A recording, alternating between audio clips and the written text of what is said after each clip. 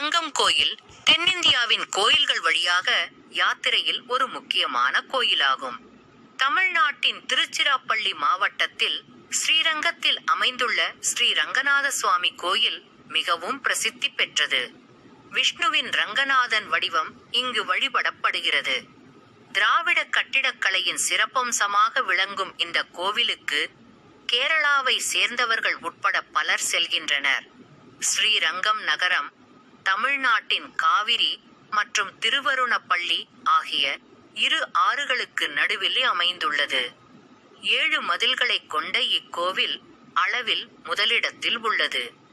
21 கோபுரங்களில் மிக பெரிய ராஜகோபுரம் 13 தளங்களைக் கொண்டது மற்றும் 72 மீட்டர் உயரம் கொண்டது. 156 ஏக்கர் பரப்பளவில் பரந்து விரிந்து கிடக்கும் இக்கோயில்